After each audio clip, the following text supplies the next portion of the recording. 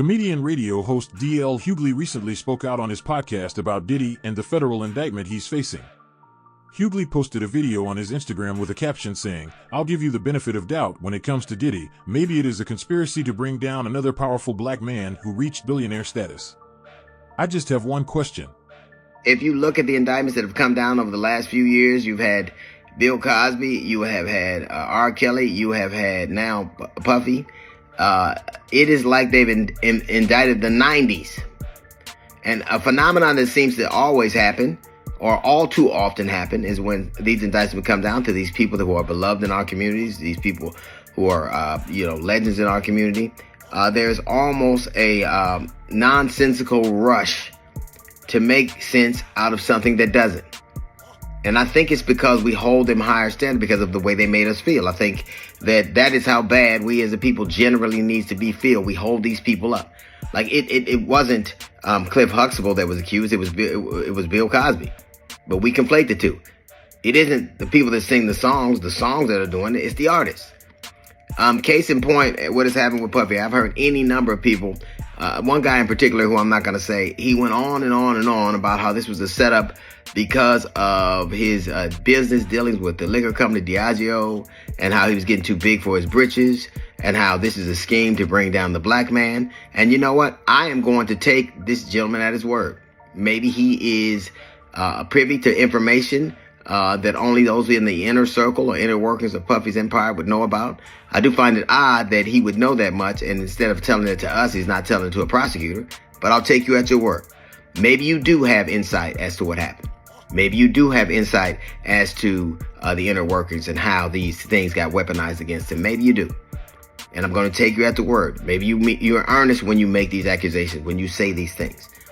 Maybe they did set him up because he was getting too high on the horse. Maybe they did have all these people testify against him. Maybe they did ship vats of baby oil and dildos and KY jelly. Maybe they did scrape the serial numbers off of AK-47. Maybe they did all of that in an attempt to, as you say, bring him down. Maybe they did. I'm going to take you at your word because I think that you're earnestly saying what you think you believe, what you believe. Maybe they did all of those things. Maybe, as you say, and we all know that there can be conspiratorial aspects that are leveled at black man. That is true. So maybe this person knows something. He's telling us in an earnest way. He is laying out the unvarnished truth. And maybe if we took it seriously, this wouldn't be happening. I'm going to give you the benefit of the doubt. And I'm going to say that you are probably telling the truth from your perspective. You probably are. And maybe it all makes sense to you. Maybe the setup makes sense to you. Maybe all that happened makes sense to you. All the allegations, the hours and hours and hours of investigation, the years of investigation, the multi-page indictment.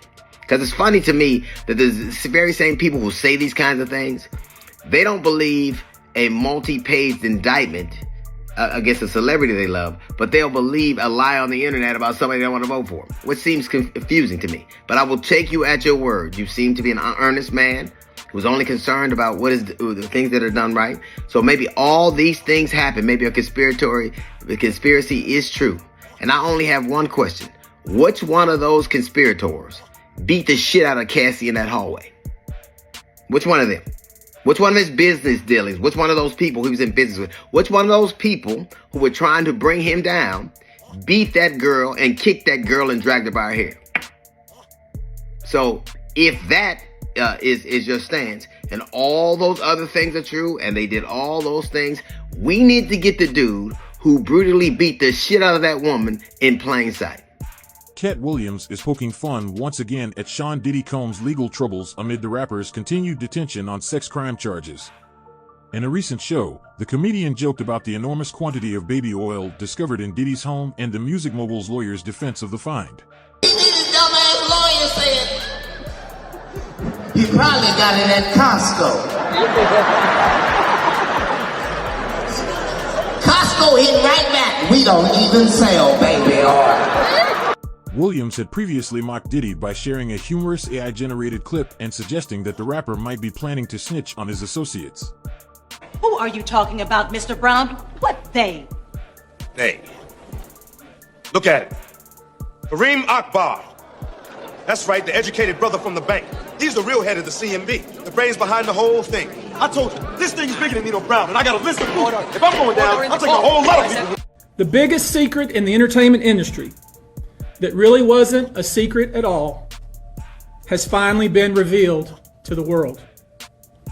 The wall of silence has now been broken, and victims are coming forward. Our team has had at this point more than 3,285 individuals contact us with people claiming to have been victimized by Sean Combs.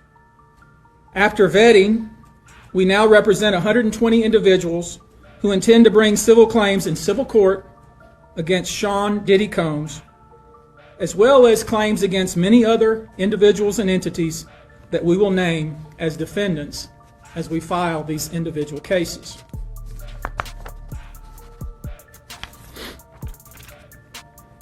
And you should know, to the extent the clients feel comfortable, we also intend to make these individuals available to the authorities, specifically to the FBI.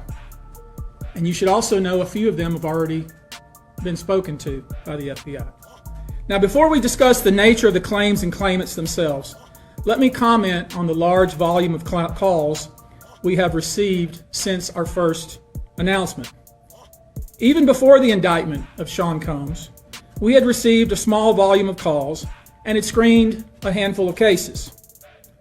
After the indictment of Sean Combs and the announcement that we were pursuing these claims, the floodgates opened. People who wouldn't otherwise, for a variety of reasons, are now stepping forward to make their voices heard and to pursue justice.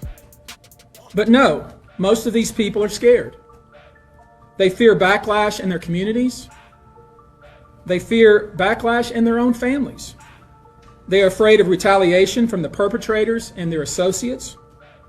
They are rightly afraid for their own personal safety.